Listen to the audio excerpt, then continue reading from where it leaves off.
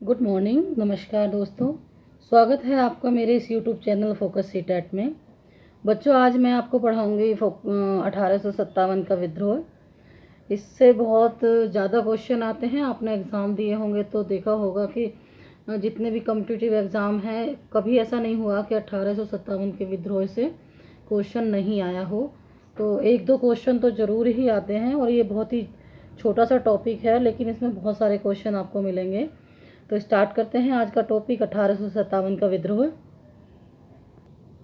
देखो बच्चों, इसमें आपको थोड़ी सी चीज़ें समझनी पड़ेंगी, जैसे कि 1857 का विद्रोह क्यों हुआ था, उसके क्या कारण थे।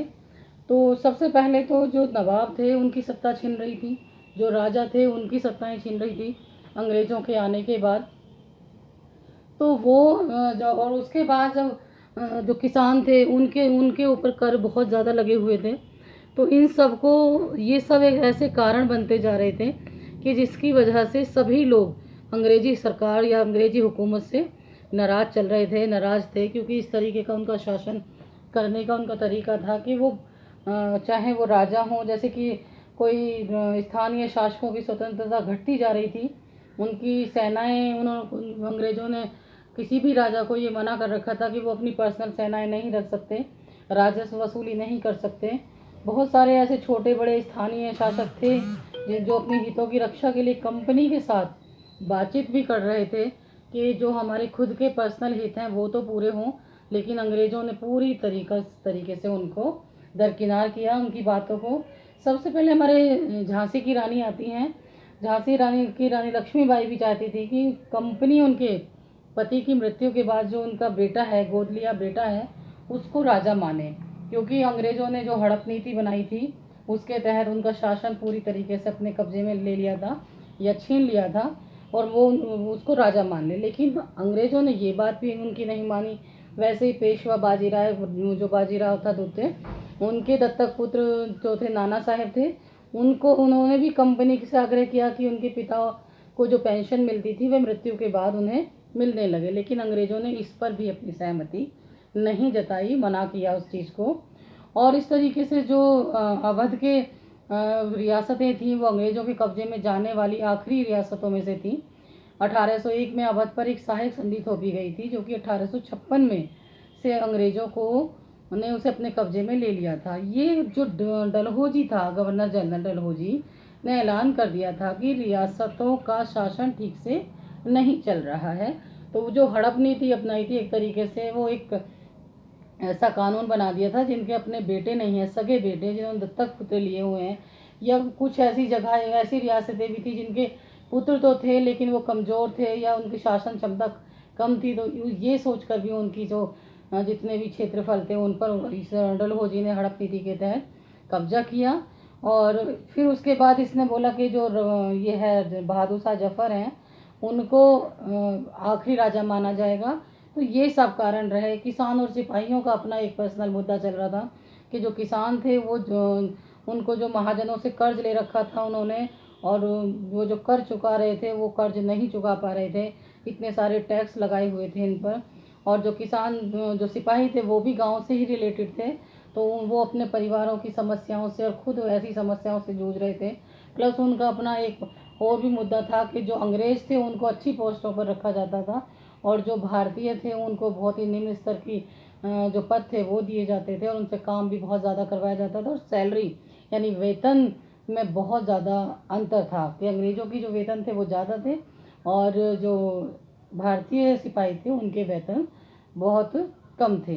तो ये सब कारण रहे। और जो तत्कालीन कारण रहता है बच्चों, वो रहता है चर्बी वाले कारतूस। क्वेश्चन आ जाते हैं। अभी मैं आपको एक भूमिका बता रही हूँ कि 1857 के विद्रोह के क्या प्रमुख कारण रहे जिनके वजह से इतना बड़ा 1857 का विद्रोह हुआ। तो ये सब कारण रहे। तो 1857 का विद्रोह, 1857 ईस्वी के विद्रोह को प्रथम स्वतंत्रता संग्राम की संज्ञा भी दी जाती है। हालांकि कुछ लोगों ने इसको स्वतंत्रता संग्राम नहीं बोला है, लेकिन इसको स्वतंत्रता संग्राम की संज्ञा दी गई है। 29 मार्च 1857 को चर्बी वाले जो तत्कालीन कारण था, क्वेश्चन ऐसे आ सकता है कि ऐसा कौन सा कारण था 1857 का कि जिसकी वजह से विद्रोह हुआ, तो वो था चर्बी वाले कारतूस। के मुद्दे पर 34वीं नेटिव इन्फेंट्री बैरकपुर छावनी में मंगल पांडे ने विद्रोह किया आरंभ किया और 10 मई 1857 के दिन मेरठ की पैदल टुकड़ी के दिल्ली पहुंचते ही इस क्रांति की शुरुआत हुई। तो जो सबसे पहले विद्रोह किया था वो किया था मंगल पांडे ने। वो एक ब्राह्मण थे और ये एक अफवाह फैला दी गई थी कि ये इसमें जो मुस्लिम हैं वहाँ मतलब हिंदू हैं उनके धर्म को भ्रष्ट करने के लिए ऐसे राइफल बनाई गई हैं, जो कि इस राइफल को मुंह से उसकी धागा निकाला जाता था और उस पर सुअर और गाय की चर्बी लगी हुई है, जिसकी वजह से आप लोगों का धर्म भ्रष्ट जानबूझकर किया जा रहा है। तो इस तरीके से बच्चों ये मतलब कोई भी अगर किसी भी देश के नागरिक हों, अगर उनको ऐसा सुनने को मिलेगा कि आपका धर्म भ्रष्ट किया जा रहा है या आपको परेशान करने के लिए इस तरीके की चीज़ें की जा रही हैं, तो गुस्सा आना स्वाभाविक था। तो जो मंगल पांडे थे वो एक ब्राह्मण थे, उन्होंने इसके विरुद्ध विद्रोह किया कि ये गलत है, हम ये जो राइफल है इसको इस्तेमाल नहीं करेंगे। तो इसके बाद 10 मई 1857 के दिन मेरठ की पैदल टुकड़ी के दिल्ली पहुंचते ही इस क्रांति की शुरुआत होती है। ये सारे जब मंगल पांडे को फांसी दे दी जाती है तो उसके बाद सभी दिल्ली की तरफ कूच करते हैं कि वहीं जाके कुछ हो सकता है, क्योंकि छिटपुट घटनाएं कहीं कहीं होने लगी थी।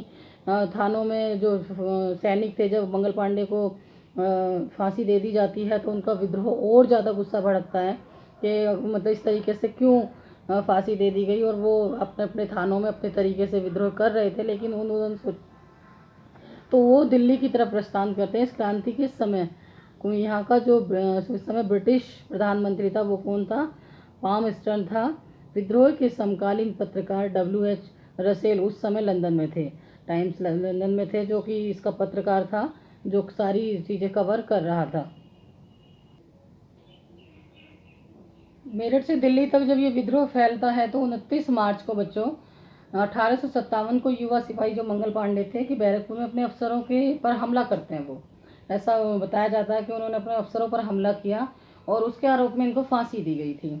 कुछ दिन बाद ही मेरठ में तैनात कुछ सिपाहियों ने नए कारतूस के साथ, जो कारतूस थे चर्बी वाले कारतूस के साथ, फौजी अभ्यास करने से इनकार कर देते हैं। मंगल पांडे को फांसी हो जाती है और वो कहते हैं कि हम इन कारतूसों का इस्तेमाल नहीं करेंगे, प्रैक्टिस नहीं करेंगे। सिपाहियों को लगता था कि उन कारतूसों में गाय और सूअर की चर्बी का लेप चढ़ाया गया। इसी की वजह से जो मंगल पांडे थे उन्होंने भी विद्रोह किया था और विद्रोह को दबाने के लिए कि अगर ये सिपाही इस तरीके से विद्रोह करने लगेंगे तो उनको फांसी दे दी जाती है। और इस तरीके से फिर चर्बी चढ़ाया गया था। 85 तो 85 सिपाहियों को नौकरी से भी निकाला इन अंग्रेजों ने। उन्हें अपने अफसरों का हुक्म न मानने के आरोप में 10-10 साल की सज़ा दी गई। जो सिपाही विद्रोह कर रहे थे, मना कर रहे थे इस चीज़ के लिए, तो उनको 10-10 साल की सज़ा दे दी गई। और आपने देखा ही होगा जब कोई विद्रोह करते हैं हम, तो उसको अगर वो सही दिशा में है, क्योंकि जो 1857 का विद्रोह था वो देश के लिए था। लोगों ने अपनी समस्याओं को उन लोगों को बताया कि ये समस्या है, अगर ये लोग मान लेते तो इतना शायद विद्रोह ना होता। तो उनको 10-10 साल की सज़ा दी जाती है। और यह 9 मई 1857 की बात है। ये जब तक मेरठ तक ही चल रहा था, वहीं पर ये हो रहा था। तो उसके बाद मेरठ में तैनात दूसरे भारतीय सिपाहियों की प्रतिक्रिया बहुत ज़बरदस्त रहती है। वो बहुत गुस्से में आ जाते हैं क्योंकि मंगल पांडे को फांसी दे दी जाती है और 85 सिपाहियों को नौकरी से निकाल दिया जाता है। और जो अंग्रेजी अफसर थे उनका हुक्म ना मान, क्योंकि ये अपने आप को VIP एक बहुत ही हाई कल्चर वाला और बहुत इस तरीके के ये लोग मानते थे। और भारतीयों की तो दशा, आप इतिहास पढ़ते हैं तो जानते ही होंगे कि भारतीयों का तो उस समय क्या अभी भी वही हालात हैं। तो भारतीयों को कुछ मानते नहीं थे और 10-10 साल की जो सज़ा दी गई, इससे जो मेरठ में सिपाही थे उन्हें बहुत गुस्सा आता है। और 10 मई को सिपाहियों ने मेरठ की जेल पर धावा बोल दिया। और वो बंद सिपाही जो थे जिनको 10-10 साल की सज़ा दी गई थी, उनको वो लोग वहाँ से छुड़ा ले जाते हैं, आज़ाद करा लेते हैं। उन्होंने कई अफसरों को मार दिए, वहाँ पर मार गिराया था। उन्होंने बंदूक और हथियार अपने कब्जे में लिए और अंग्रेज़ों की इमारतों व संपत्तियों को आग लगा दी। उन्होंने फिरंगियों, इनको अंग्रेज़ों को फिरंगी भी कहते थे, फिरंगियों के खिलाफ यानी विदेशी खिलाफ युद्ध का ऐलान कर दिया। और इस तरीके से ये एक दिमाग में आया कि अब विद्रोह धीरे धीरे उत्तर भारत में फैल ही रहा था ये। और मेरठ में जब ये फैला तो उन्होंने उनकी एक दिमाग में आया कि इसको इसको हमारा कोई राजा भी होना चाहिए या कोई ऐसा एक पर्सन, एक व्यक्ति होना चाहिए जो मौजूद हो, जो इस विद्रोह को समर्थन दे। तो वो मुगल सम्राट बहादुर शाह को अपना देश का शासक सौंपना चाहते थे, क्योंकि उस समय भी मुगलों का ही शासन चल रहा था। लास्ट राजा है ये, लास्ट मुगल शासक था जो बहादुर शाह जफर था। तो ये लोग दिल्ली की तरफ प्रस्थान करते हैं और पूछा जाता है क्वेश्चन कि कितनी टुकड़ियां लेकर ये गए थे। तो ये अपने कुछ सिपाहियों के साथ एक टोली 10 मई की रात को घोड़ों पर सवार होकर रात को ही चल देती है और दिल्ली में तैनात टुकड़ियों ने भी वहाँ पर जाकर ये बगावत करते हैं। मेरठ से ये शुरू होता है और ये दिल्ली में जाकर के बहादुर शाह जफर को अपना राजा घोषित करते हैं। तो उसके बाद राजा पहले तो वो मानता नहीं है, उसे पता है कि अंग्रेज छोड़ेंगे तो है नहीं, तो लेकिन बाद में वो मान जाता है और अंग्रेज बगावत करने के बाद 1857 का जब विद्रोह वहाँ पर शुरू होता है तो 34वीं जो नेटिव इन्फैक्ट्री बैरकपुर छावनी में मंगल पांडे का तो उनको फांसी दे दी जाती है। और इस तरीके से इसमें जितने भी प्रमुख व्यक्ति रहे हैं वहाँ से बहुत क्वेश्चन आते हैं बच्चों। तो वो मैं आपको एक एक करके बताऊंगी किस सन में और किस किस दिन उन्होंने विद्रोह में हिस्सा लिया था। तो जो 1857 की क्रांति के प्रमुख केंद्र थे वो कौन कौन से थे, उसमें किस किस किन किन नायकों ने शासन उसमें शामिल हुए थे। तो ये देखो बच्चों, 1857 ईस्वी की महान क्रांति के प्रमुख कारण। दिल्ली में बख्त खां जो सेना का नेतृत्व कर रहे थे, 1857 विद्रोह की तिथि थी। और कानपुर नाना साहब जो कानपुर से थे, नाना साहेब तात्या टोपे, 5 जून 1857 में ये इन्होंने भाग लिया, उसमें शामिल हुए 1857 के विद्रोह में। क्योंकि इनके भी अपने अपने एक हित थे, ये लोग खुद अंग्रेज़ों से बहुत ज़्यादा परेशान थे, चाहे वो झांसी की रानी हो, कानपुर के नाना साहेब तात्या टोपे हों। तो ये सब इन लोगों की सबकी जो शासन सत्ता थी वो इन लोगों अंग्रेज़ों ने हड़प रखी थी।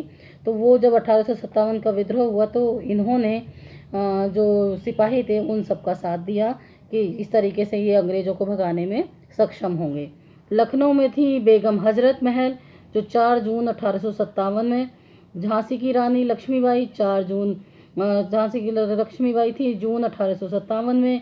जो रानी लक्ष्मीबाई थी, हालांकि इन्होंने अंग्रेज़ों से बात भी की थी कि आप मेरे बेटे को, जो मेरा दत्तक पुत्र है, उसको राजा मान लें और मेरा जो क्षेत्र वगैरह जो आपने हड़पने की नीति बनाई है उससे दूर रखें। लेकिन अंग्रेज मानते नहीं हैं इस चीज़ को। तो महारानी झांसी की रानी इस विद्रोह में शामिल होती हैं, अंग्रेज़ों का साथ देती हैं और 4 जून 1857 को वो इसमें भाग लेती हैं। इलाहाबाद में लियाकत अली 1857, झांसी में रानी लक्ष्मीबाई। इसके बाद जगदीशपुर कुंवर सिंह जो बिहार में है वो अगस्त 1857 में भाग लेते हैं। जो इस समय जिस समय इन्होंने उसमें हिस्सा लिया था 1857 के विद्रोह में बच्चों, उस समय इनकी एज बहुत ज़्यादा थी। तो उसके बावजूद भी ये इतने हिम्मती थे, इन्होंने पूरी अपनी ताकत लगाकर अपने क्षेत्र के सब लोगों को शामिल करके अंग्रेज़ों के खिलाफ 1857 के विद्रोह में हिस्सा लिया और अंग्रेज़ों को नाको चने चबाए। बरेली में खान बहादुर खान जो कि 1857 में ही था और फैज़ाबाद में मौलवी अहमदुल्ला थे जो कि 1857 ईस्वी में थे। देखो ये सब 1857 के नायक हैं। 1857 का जब विद्रोह है बैरकपुर से स्टार्ट होता है और मेरठ से वहाँ से सेनाएं चलती हैं और बहादुर शाह जफर को राजा घोषित करते हैं सिपाही। तो उसके लिए इन्होंने इन सब लोगों को धीरे धीरे जोड़ते गए और ये सब इसमें शामिल होते गए। लेकिन इसके बाद फतेहपुर हाजी मुल्ला जो 1857 में ही, और इस तरीके से इन लोगों ने अपनी पूरी ताकत झोंक दी इस विद्रोह में, अपना पूरा सहयोग दिया अंग्रेज़ों को इस विद्रोह को सफल बनाने में। लेकिन इसका एक सबसे बड़ा कारण था कि जो इसमें जितनी भी ये रियासतें थी, राजा थे जो कि उस समय अंग्रेज़ों के चापलूस भी बोल सकते हैं, इनको अंग्रेज़ों के साथ मिले हुए थे और वो बिल्कुल नहीं चाहते थे कि 1857 का विद्रोह सफल हो। तो उन्होंने पूरी तरीके से अंग्रेज़ों को, जो तात्या टोपे हैं, झांसी की रानी हैं, बेगम हजरत हैं, बहादुर शाह, जो किसी की भी वो मदद करने से इनकार कर देते हैं और वो अंग्रेज़ों का साथ देते हैं। जो कि मध्य प्रदेश में आज सिंधिया परिवार है, वो उस समय वहाँ की डायनेस्टी थी, वो कहते हैं कि झांसी की रानी को हराने में कुछ ऐसा इतिहास में बताया जाता कि अगर वो साथ दे देते तो शायद झांसी की रानी जीत जाती। लेकिन जो वहाँ पर शासन कर रहे थे और अंग्रेज़ों के थोड़ा कह सकते हैं कि चापलूसी कर रहे थे एक तरीके से, और आज भी यही परिस्थितियाँ होती हैं। जब जब आप चापलूसी, अभी आप देख सकते हो कि हमारे देश में किस तरीके से की परिस्थितियाँ चल रही हैं, चारों तरफ से हमारी सीमाएं घिरी हुई हैं। लेकिन जितने भी चापलूस टाइप के लोग हैं, या जो बुद्धिजीवी हैं, जो विचारक हैं, जो सही बात बोल सकते हैं, लेकिन उनकी जो चापलूसी करने की क्षमता है वो वहाँ स्टैंड ही नहीं करती, यानी भारत के साथ वो खड़ी ही नहीं होती। पहले भी कुछ ऐसे लोग थे और आज भी हैं, और ये हमेशा रहेंगे। तो इस तरीके से इन्होंने अपना वहाँ पर दिया, पर वो जीत नहीं पाए 1857, क्योंकि उसका एक बहुत बड़ा कारण ये भी रहा है कि ये उत्तर भारत तक ही फैल पाया। दक्षिण भारत में जब ये शासन चल रहा था, दक्षिण भारत तक ये लोग नहीं पहुँचे, और दक्षिण भारत की जितनी भी डायनेस्टी थी वो वहाँ तक ये नहीं पहुँचा, और वहाँ ना पहुँचने की वजह से पूरे भारत में नहीं फैल पाया, और अंग्रेज़ों को इन्हें दबाने में, इस विद्रोह को दबाने में आसानी हुई। और उन्होंने धीरे धीरे एक एक करके, जैसे झांसी की रानी है, बेगम हजरत है, तात्या टोपे हैं, इन सबको धीरे धीरे एक एक करके मारना शुरू किया या हराना शुरू किया युद्ध में, क्योंकि सब एकजुट नहीं हो पाए थे। तो इसकी असफलता के भी बहुत सारे कारण हैं। देखो बच्चों, जैसे असफलता में विद्रोह के निम्नलिखित कारण हैं।